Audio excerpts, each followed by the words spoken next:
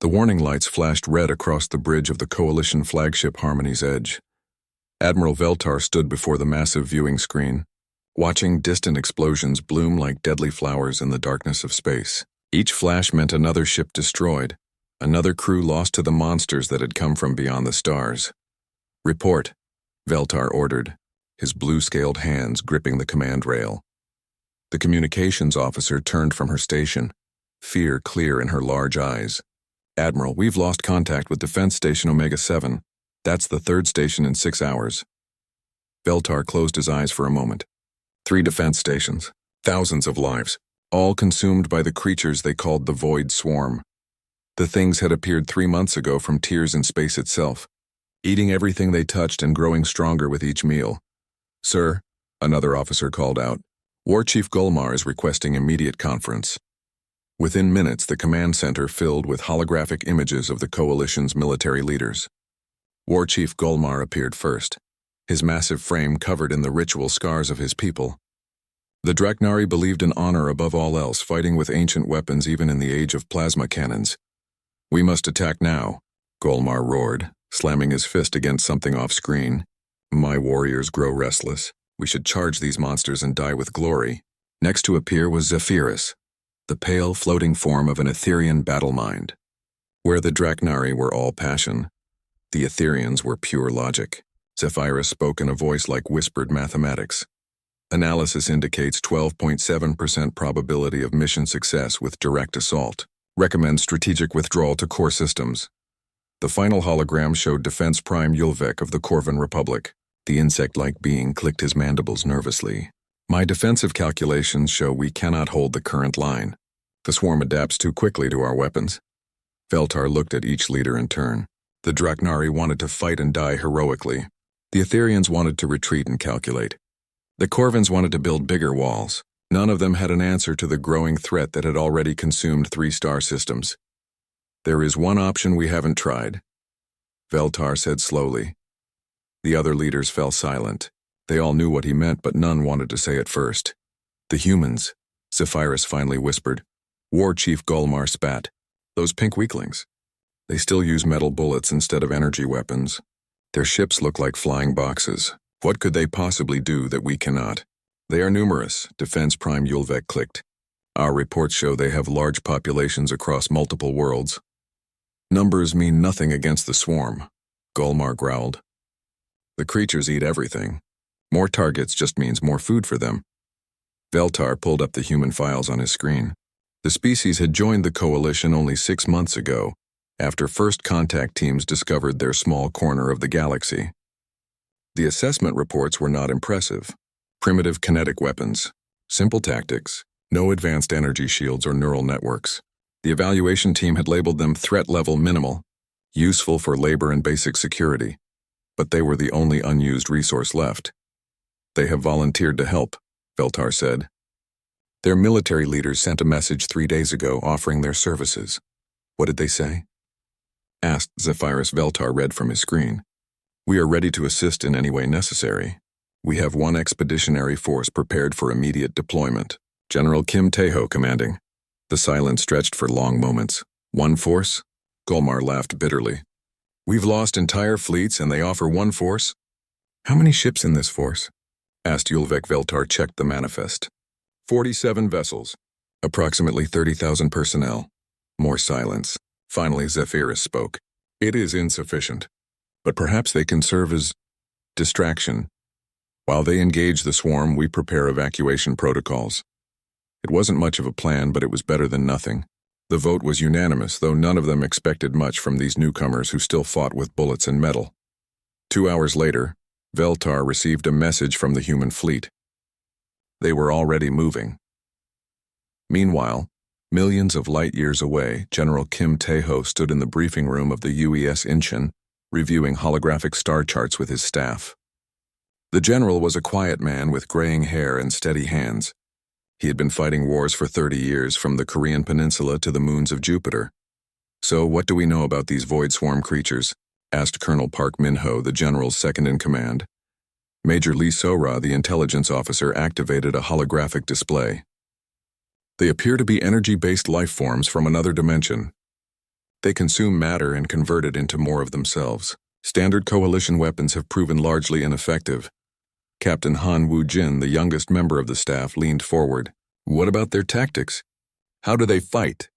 From the reports, they don't really have tactics as we understand them, Sora replied. They swarm toward any target and overwhelm it through numbers and their ability to absorb damage. General Kim nodded slowly. What about coalition forces? How do they fight? The Draknari prefer direct assault with melee weapons. The Etherians use coordinated strikes with energy weapons. The Corvins build defensive positions and wait for the enemy to come to them. I see. The general studied the reports for several minutes. His staff waited patiently. They had learned long ago that their commander never rushed important decisions. Finally, Kim looked up. Recommendations. Colonel Park spoke first. We need more intelligence. The coalition reports are focused on individual battles, not overall strategic patterns. Agreed, said Major Lee. We also need to understand why conventional weapons aren't working. There has to be a reason, Captain Han added. Sir, with respect to our allies, none of their fighting styles are designed for this kind of enemy. They're fighting the swarm like it's another army. General Kim smiled slightly. It was not a pleasant expression. But it's not an army, is it? It's an infestation. The staff exchanged glances. They all understood what that meant. Armies could be fought with honor and tactics. Infestations required different methods. Cleaner methods. Colonel Park, I want full sensor sweeps of every swarm-controlled system. Major Lee, begin analysis of all available combat footage. Captain Han, review our equipment manifest. I want to know exactly what tools we have available. Yes, sir, they replied in unison. And send a message to the Coalition Command. Tell them we'll be arriving in the Kepler system in 72 hours. What should we tell them about our battle plan? Asked Park. General Kim looked out at the stars rushing past the viewport. Somewhere ahead, alien creatures were consuming worlds, and the galaxy's greatest military powers were helpless to stop them. Tell them we're bringing pest control. The human fleet moved through space like a school of metal fish, their ships ugly and functional compared to the graceful vessels of their allies. Inside those ships, 30,000 human soldiers prepared for a war unlike any they had fought before. They cleaned their weapons, checked their equipment, and reviewed their orders with the calm professionalism of people who knew their job. They were about to teach the galaxy what that job really was. The human fleet dropped out of hyperspace at the edge of the Kepler system like ghosts appearing from the void. Their ships were dark and angular, covered in sensor arrays and communication dishes that made them look more like floating research stations than warships. Coalition observers watching from their command vessels couldn't help but compare them to their own elegant ships, with their smooth curves and energy shields that glowed like captured starlight. General Kim Taeho stood on the bridge of his flagship, watching the tactical display update with new information. Red markers showed void swarm concentrations throughout the system. Blue markers showed coalition forces retreating toward the inner planets. The picture was not encouraging. Contact from Coalition Command, reported Communications Officer Lee Yoonji. Put them through. Admiral Veltar's image appeared on the main screen. The alien commander looked tired, his blue scales dull with exhaustion. General Kim, we are pleased to see your arrival. The swarm has been advancing steadily. We need you to engage them immediately at Sector 7 Alpha. Kim studied his tactical display for a moment. Sector 7 Alpha was where 3 coalition fleets had already been destroyed. Admiral, I need to ask some questions first. Veltar's large eyes blinked in confusion. Questions?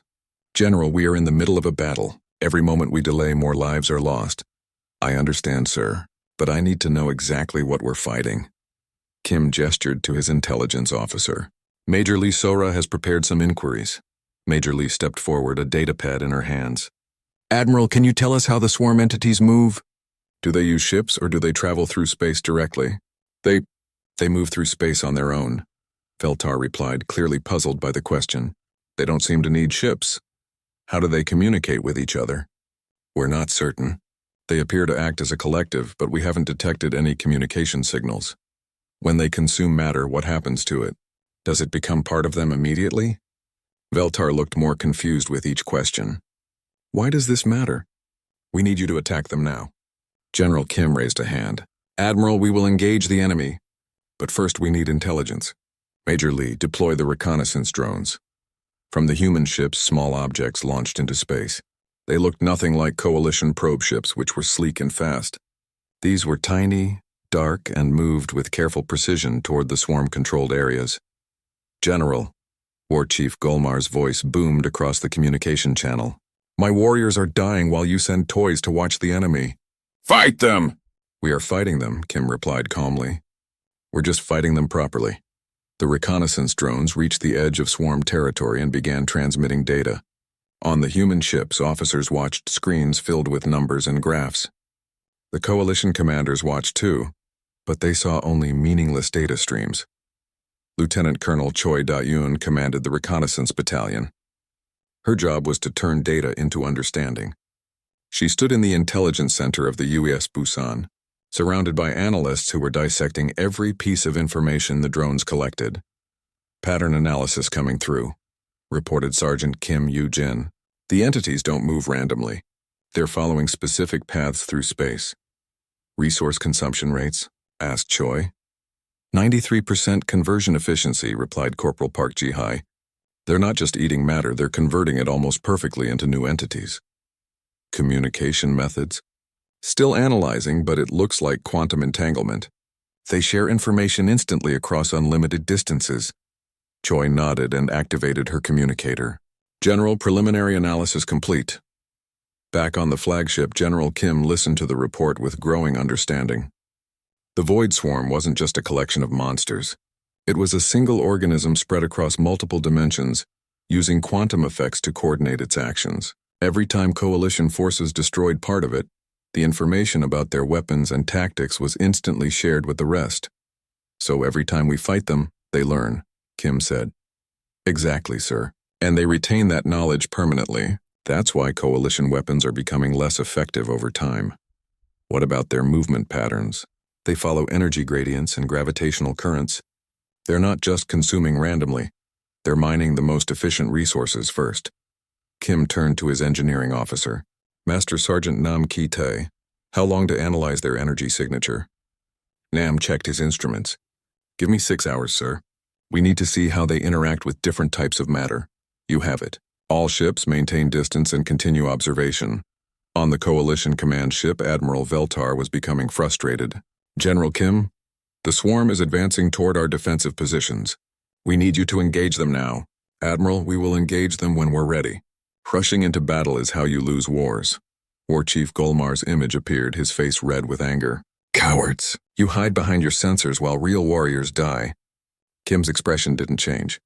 War Chief, how many times have you fought the swarm? 17 glorious battles. How many did you win? The silence that followed was answer enough. For the next several hours, the human fleet did something the Coalition had never seen before. They watched. They studied. They learned. Small groups of drones approached swarm entities and deliberately triggered attacks, recording every detail of how the creatures responded. Captain Yoon Ha-na ran the Psychological Warfare Division.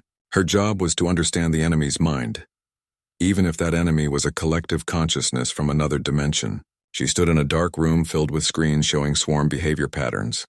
They're not just consuming, she told her team. They're collecting. Every destroyed ship, every consumed planet, every dead soldier becomes part of their knowledge base. So they know everything about Coalition tactics? Asked Lieutenant Bae Soo-jin. More than that. They know everything about Coalition psychology. They know how each species thinks, how they react to fear, how they make decisions under pressure. That's why conventional attacks keep failing. Captain Yoon activated her communicator. General, we have a problem. The swarm isn't just adapting to our weapons. It's learning to manipulate our allies. She was right. As the hours passed, the swarm began changing its behavior. Instead of direct attacks, it started appearing in places that would force Coalition ships to choose between protecting civilians or maintaining their defensive positions. It began targeting specific species in ways designed to trigger emotional responses. The Draknari became more aggressive, wanting to charge into obvious traps to save their honor. The Etherians became paralyzed by the impossible calculations of fighting an enemy that learned faster than they could adapt. The Corvins began building defenses in all the wrong places, trying to protect everything and therefore protecting nothing. It's hurting them, General Kim observed, watching the tactical display. The swarm is using their own psychology against them. That's when Master Sergeant Nam reported his analysis was complete. General, I've figured out how they work. The entities exist partially in our dimension, and partially in what they call void space. They use matter from our dimension to anchor themselves here, but their consciousness exists in the void. Can we disrupt that connection? Possibly. But we'd need specialized ammunition, something that can affect both dimensions simultaneously. How long to develop it? 48 hours, assuming we can get the right materials. General Kim made his decision. Do it. Colonel Park, begin full withdrawal of all human forces. Sir? Park looked confused. We're leaving the system. The coalition commanders erupted in protests. Admiral Veltar's image flickered with static from his ship's damaged systems. General, you cannot abandon us now. We're not abandoning you, Admiral. We're preparing to win. By running away, War Chief Golmar roared. By choosing the battlefield. Kim's voice was steel. You've been fighting this war on the swarm's terms. They pick the time, they pick the place, they pick the rules. That stops now. Where are you going? Asked Admiral Veltar. General Kim looked at the tactical display one more time. The swarm was spreading through the system like infection through a body. But infections could be treated if you had the right medicine and the right method. We're going to make some house calls. As the human fleet prepared to leave, Captain Han Woo-jin approached his general. Sir, the coalition thinks we're abandoning them. Let them think that, Kim replied. Fear makes people predictable. The swarm will expect us to behave like our allies, emotional, reactive, honorable. And we're not going to do that. General Kim watched the stars wheel past the viewport as his ships turned away from the battle. Behind them, coalition forces continued their desperate fight against an enemy that grew stronger with every encounter. Captain, we're not here to be honorable. We're here to win. The coalition commanders thought the humans had run away. For 3 days there was no word from General Kim's fleet. The Void Swarm continued its advance, consuming 2 more defense stations and pushing coalition forces back to their final line around the planet, Kepler 438b. Admiral Veltar stood in his command center, watching his forces get smaller each hour. The beautiful ships of his allies were being torn apart by creatures that seemed to learn from every attack. He was beginning to think the war was lost. Then the humans came back. They didn't announce their return with grand speeches or battle cries. They simply appeared at the edge of the system, their ugly ships moving with purpose toward the planet below. But something was different this time. The human fleet had grown. Admiral, his communications officer reported, I'm reading over 200 human vessels approaching the planet. 200? Veltar checked his records. They only brought 47 ships before. Sir, they're not all warships. Most of them appear to be cargo vessels. Veltar watched in confusion as the human fleet took position around Kepler 438b. Instead of forming battle lines like proper warships, they spread out across the planet's orbit. The cargo ships began landing on the surface while the warships established a defensive perimeter. What are they doing? War Chief Golmar demanded over the communication channel. The swarm is only 6 hours away and they're unloading supplies. General Kim's voice came through clearly. We're preparing the battlefield. On the surface of Kepler 438b, Colonel Cha Dong-woo was working with machine-like efficiency. His logistics corps had been planning this operation for 3 days and now they put their plans into action. The planet's surface began to change as human engineering. Equipment carved out positions and built structures at incredible speed. The coalition, observers watching from orbit, couldn't believe what they were seeing. In just 4 hours, the humans had built what looked like a small city on the planet's surface. But it wasn't a city for people to live in. It was a city designed for war. Automated factories began operating as soon as they were completed. Assembly lines started producing ammunition, weapons, and equipment. Supply depots appeared in carefully planned locations. A network of sensors and communication arrays spread across the continent like a spiderweb. They're building an entire military base, observed Zephyrus, the Etherian battle mind. But this is illogical. The swarm will simply consume everything they build. Not if we have anything to say about it, replied Major Shin Yuri. Major Shin ran the Intelligence Division's Special Projects Unit. For the past 3 days, her team had been working on something the galaxy had never seen before. Weapons designed specifically to fight the Void Swarm. Using the data collected by their reconnaissance mission, They had developed ammunition that could disrupt the connection between the swarm entities and their void space dimension. Fire control. This is special projects, she spoke into her communicator. Void burner rounds are ready for deployment. Sergeant First Class Bei Jun Seo commanded one of the testing units. His squad had volunteered to try the new ammunition against live targets. They waited in their positions as a small group of swarm entities approached their sector, drawn by the energy signatures of the human equipment. Contact front. Bei reported calmly. 6 entities approximately 200 meters in closing. His squad opened fire with their new rounds. The bullets looked normal, but they carried a special payload designed to disrupt quantum fields. When they hit the swarm entities, something amazing happened. Instead of being absorbed like normal ammunition, the void burner rounds caused the entities to destabilize. The creatures began to collapse in on themselves, their connection to void space severed. Most importantly, when they died, they didn't release energy that could be converted into new entities. Target down, Bei reported. Void burner rounds are effective. No secondary generation detected. The coalition commanders watching from orbit were stunned. For 3 months, their best weapons had been useless against the swarm. The humans had been in the system for less than a week, and they had already developed effective countermeasures.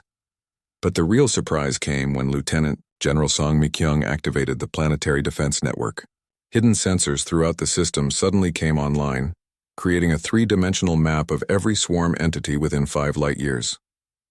The information was processed by advanced computers and distributed to every human unit in real time. All stations, this is command, Song announced. Deep Strike Elimination Protocol is now active. The Coalition had never heard that term before, but they were about to learn what it meant. Instead of waiting for the swarm to attack them, the humans began hunting.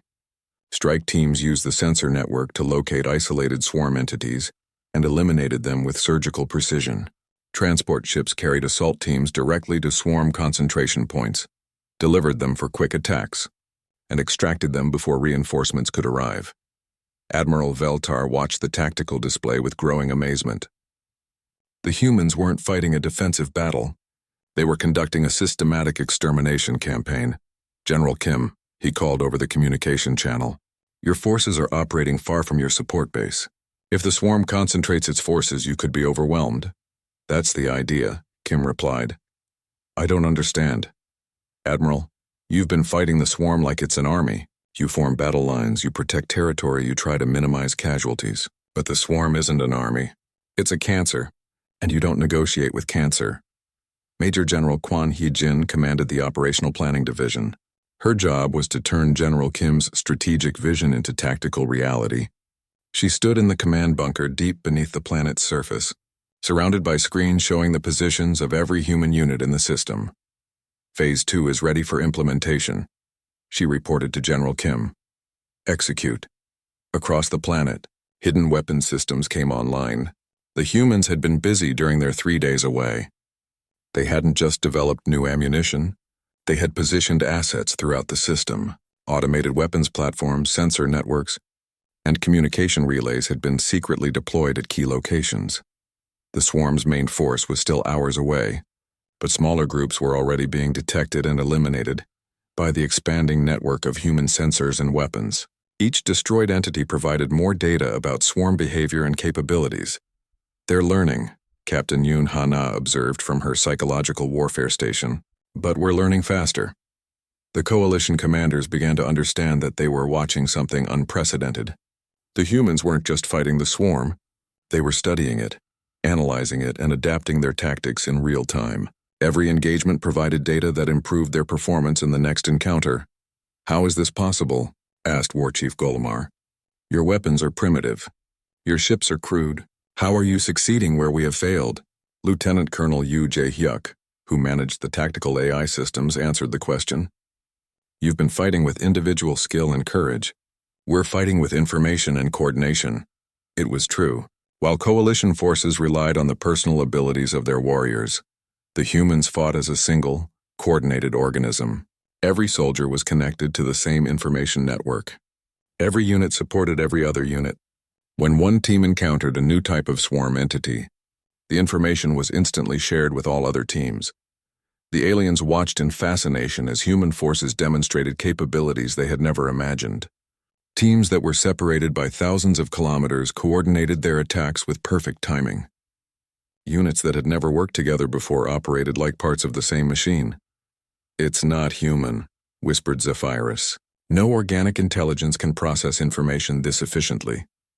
"You're right," replied Major Shin Yuri. "It's not just human intelligence. It's human intelligence augmented by artificial intelligence, coordinated through quantum communication networks, and supported by industrial-level logistics." The swarm's main force finally arrived, a dark tide of entities that had consumed 3 star systems.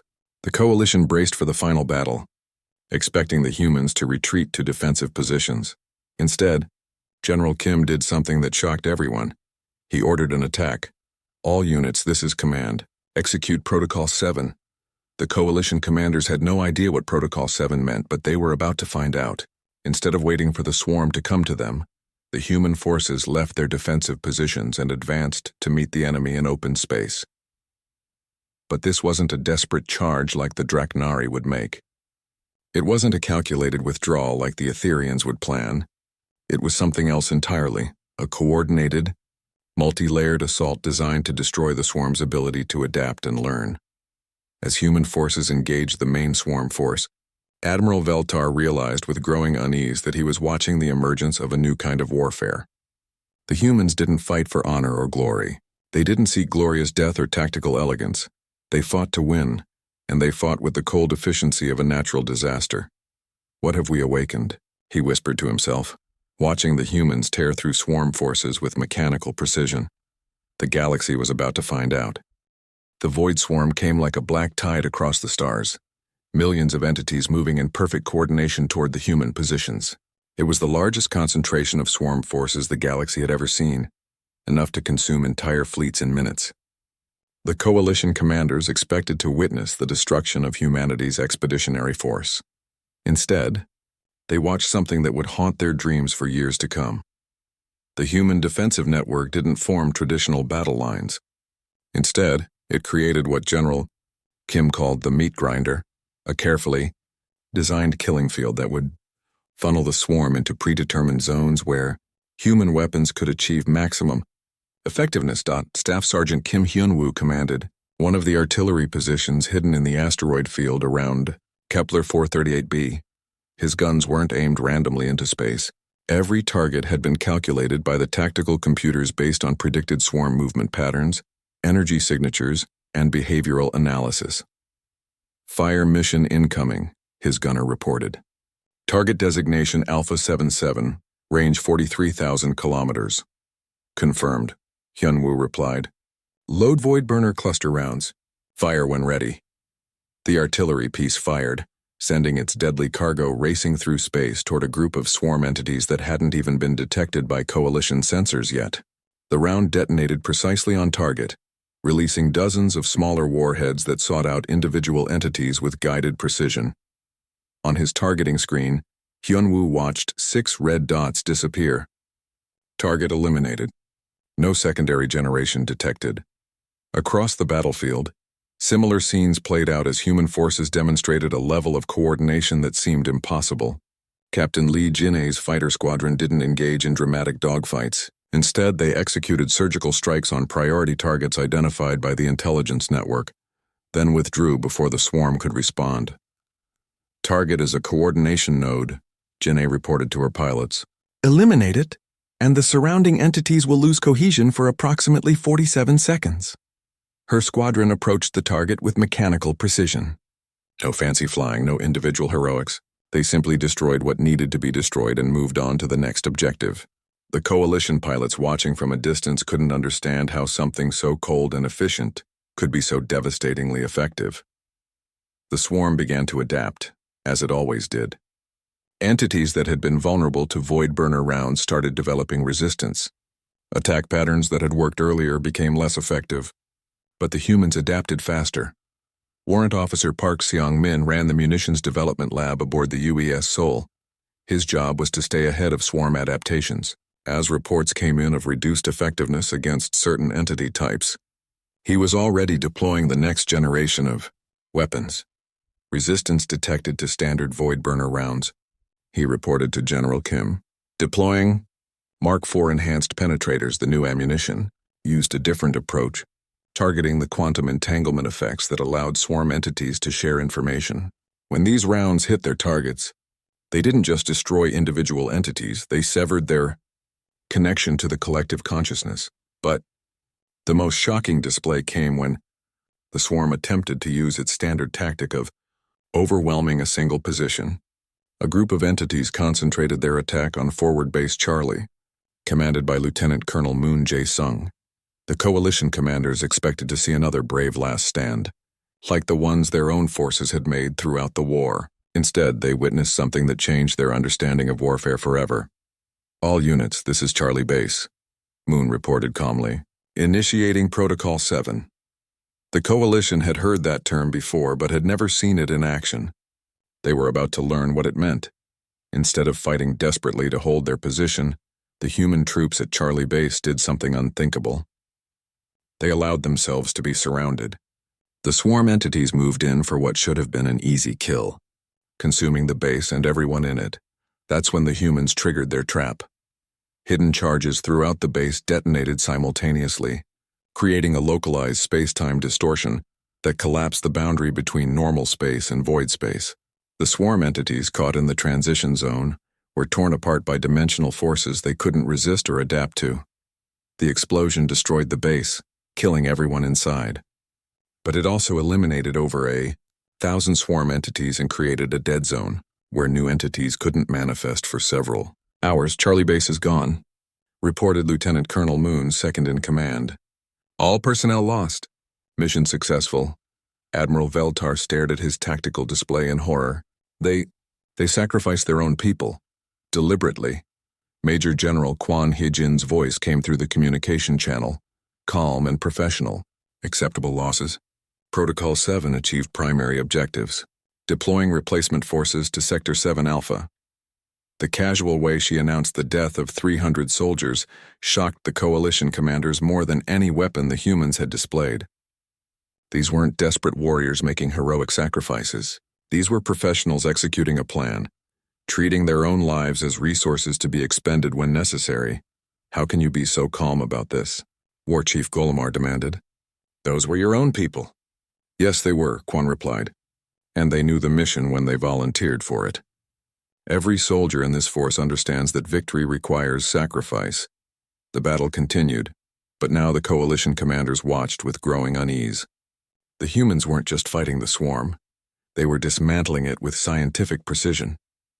Every tactic the swarm had used successfully against coalition forces was countered before it could be fully deployed. When swarm entities tried to consume human equipment, they found materials that were toxic to their energy matrix. When they attempted to learn from destroyed human ships, they discovered that the humans had planted false information in their computer systems. When they tried to predict human behavior based on their knowledge of other species, they found that humans followed patterns no other race in the galaxy used. Lieutenant Colonel Yoo Jae-hyuk monitored the tactical AI systems that coordinated human forces. His screens showed the real-time processing of thousands of data streams, all feeding into decision-making algorithms that could adapt to changing conditions faster than any organic mind. Swarm adaptation rate has decreased by 37%, he reported. Their learning capability is being overwhelmed by the rate of change in our tactics. Explain, requested General Kim. They're trying to adapt to everything we do simultaneously. But we're introducing new variables faster than they can process them. Their collective intelligence is reaching information overload. It was true. The humans had turned the swarm's greatest strength, its ability to learn and adapt, into a weakness. By constantly changing their methods and introducing new technologies, they were forcing the swarm to waste processing power on obsolete information. The end came suddenly. The main swarm force, which had seemed unstoppable just hours before, began to lose cohesion. Individual entities started acting independently, their connection to the collective consciousness disrupted by information overload and quantum interference. Without their collective intelligence, the swarm entities became just another collection of space monsters, dangerous but not invincible. Human forces moved through the scattered remnants with systematic efficiency, eliminating threats and securing the system. All major swarm concentrations have been neutralized, reported Colonel Park Min-ho. System is secure. The coalition commanders sat in stunned silence. In less than 12 hours, the humans had accomplished what their combined fleets couldn't do in 3 months. They had broken the Void Swarm, but the cost made them uncomfortable. The humans had lost nearly 8,000 personnel, entire ships sacrificed as decoys, soldiers volunteering for missions with zero survival probability. The efficiency was impressive, but the ruthlessness was terrifying. General Kim, Admiral Veltar called over the communication channel. Your forces have achieved victory. The galaxy is in your debt. Thank you, Admiral, Kim replied. But this was just the opening battle. What do you mean? General Kim looked at his strategic displays, which showed swarm concentrations in 17 other star systems. We've learned how to fight them. Now we're going to eliminate them. All of them. The coalition commanders exchanged glances. They had asked for human help against the swarm. They hadn't expected to unleash something that made the swarm look like a minor problem. As Admiral Veltar watched the human fleet prepare for their next operation, he realized that the galaxy had crossed a line it could never uncross. They had introduced a species that didn't just fight wars. They solved strategic problems with overwhelming coordinated force. What have we done? He whispered to himself. The humans were already moving to their next target, their ships dark and purposeful against the stars. Behind them, they left a sterile system where nothing hostile could survive. The galaxy was about to learn what happened when apex predators decided to clean house. The final phase began 3 weeks after the Kepler victory. What the coalition thought would be a celebration became something much more frightening. The humans hadn't just defeated the Void Swarm in one system. They had declared war on the entire species across the galaxy. Admiral Veltar stood in the coalition command center, staring at a holographic map that showed the scope of human operations. Red dots marked every known swarm infestation across 27 star systems. Blue arrows showed human task forces moving toward each target simultaneously. This is impossible, muttered Defense Prime Yulvek. No military force can coordinate operations across this many systems at once. The humans are doing it, replied Zephyrus, the Etherian battle mind. But the logistics required. It should not be possible with their technology level. General Kim's image appeared on the main screen, transmitted from his flagship in the Ross system, 800 light-years away. Coalition Command, this is Operation Cauterize. All task forces are in position. General, Admiral Veltar said carefully, you're attempting to engage swarm forces in 9 different star systems simultaneously. Even if you succeed, the cost in ships and personnel will be enormous. The cost of failure would be higher, Kim replied. We've identified the primary breach point where the swarm first entered our dimension. If we don't close it now, more will come through. Where is this breach? Asked War Chief Golmar. The Vega system. Task Force Alpha is already moving to engage. Admiral Veltar checked his star charts. Vega was deep in swarm-controlled territory, surrounded by consumed worlds. General, that's a suicide mission. The swarm has been building forces there for months. Not a suicide mission, Kim corrected. A calculated operation with acceptable risk parameters. That phrase, acceptable risk parameters, had become terrifying to coalition ears. When humans used it, it usually meant they were about to do something that would horrify civilized beings. In the Vega system, Admiral Kim So-young commanded the largest human fleet ever assembled. 300 ships, including massive vessels that the coalition had never seen before. They looked like mobile factories crossed with weapons platforms, bristling with devices that served purposes no alien engineer could identify. Task Force Alpha, this is Admiral Kim, she announced to her fleet. Operation Cauterize is a go. Remember, we're not here to fight fair. We're here to solve a problem. The swarm presence in Vega was unlike anything encountered before. The entities had consumed 3 planets completely, converting their mass into billions of new creatures. The dimensional breach itself was a wound in space-time 10 kilometers across, continuously pouring more swarm forces into normal space. Coalition observers expected to see a massive space battle, with human ships fighting desperately against overwhelming odds. Instead, they witnessed something that redefined their understanding of warfare. The humans didn't attack the swarm directly. Instead, they began what they called dimensional engineering. Colonel Joe Minwoo commanded the special operations teams that had infiltrated swarm territory weeks before the main fleet arrived. His soldiers were equipped with stealth technology that made coalition cloaking devices look like children's toys. They had spent days placing exotic matter charges at specific coordinates throughout the system. All packages deployed, Minwoo reported from deep inside enemy territory. Dimensional framework is ready for collapse. The charges weren't traditional explosives. They were devices that could manipulate the fundamental structure of space-time itself. Technology that should have been beyond human capabilities. The coalition scientists watching the operation couldn't understand how a species that still used kinetic weapons had developed such advanced dimensional manipulation techniques. Beginning, gravitational cascade, announced the fleet's chief engineer, Captain Ryu Hansol. All ships maintain minimum safe distance.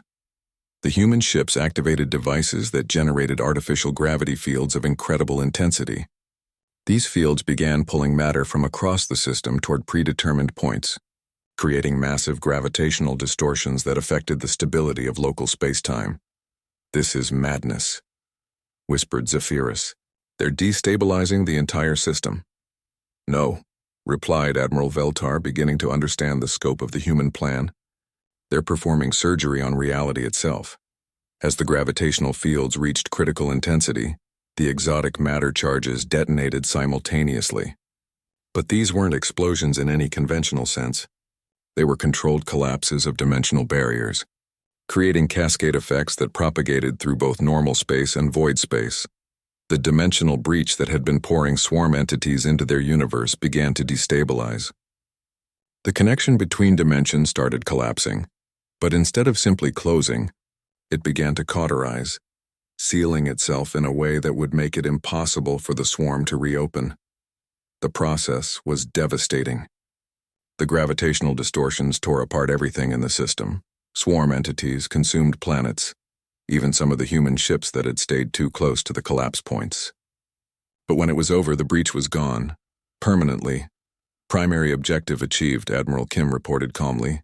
"Dimensional breach sealed. No further swarm incursion possible through this vector." But Vega was just one part of the operation. Across the galaxy, other human task forces were executing similar missions. Each swarm-controlled system was being systematically sterilized using methods tailored to local conditions. In the Wolf system, Task Force Beta used quantum resonance weapons to disrupt the energy matrices that allowed swarm entities to exist in normal space. In the Centauri colonies, Task Force Gamma deployed biological agents that were toxic to the swarm's energy-based biology, but harmless to normal matter. The scope of the coordination required was staggering. Each task force was operating independently, yet all their actions were synchronized to create cascade effects across multiple star systems.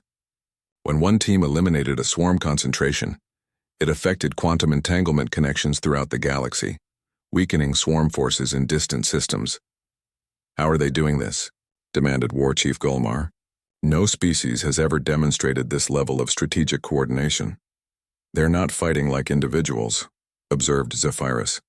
"They're fighting like components of a single organism. Each task force, each ship, each soldier is part of a larger system that operates according to principles we don't understand." The answer came from Captain Yoon Ha-na, the psychological warfare specialist. "You're looking at this wrong. You think we're fighting a war. We're not. We're conducting an extermination." The difference was crucial. Wars were fought between competing civilizations, with rules and limitations and considerations of honor. Exterminations were something else entirely.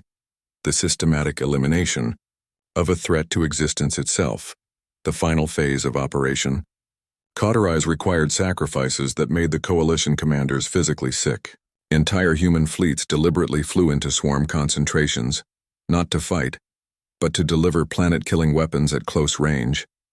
Task Force Delta sacrificed 30 ships to eliminate the last major swarm breeding ground in the Tau Ceti system. Fleet Admiral Chen reports Task Force Delta objectives achieved, announced General Kim. All personnel lost. Mission successful. 12,000 people, Admiral Veltar said in shock. "You just lost 12,000 people in one operation?" "Yes," Kim replied without emotion. "They volunteered for the mission. They understood the necessity.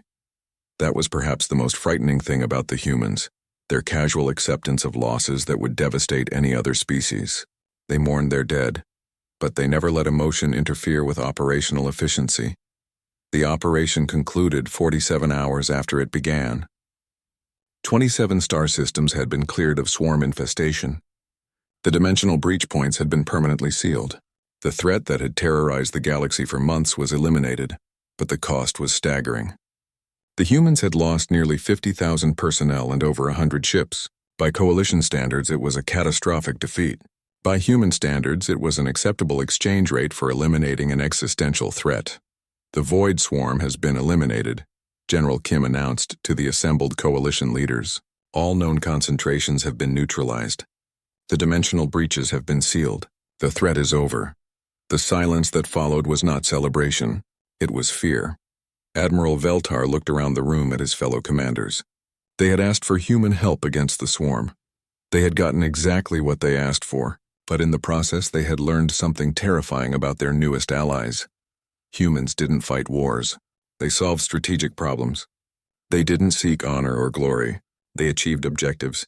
They didn't accept defeat or negotiate with threats. They eliminated obstacles to their survival with methodical industrial efficiency. General Kim, Admiral Veltar said carefully, "The galaxy is grateful for your assistance. The Void Swarm would have destroyed us all without human intervention." "You're welcome," Kim replied. "Our species is committed to galactic peace and security." "What happens now?" asked War Chief Gulmar. "Now we go home," Kim said, "unless there are other threats that require our attention." The way he said it, casual, professional, slightly hopeful,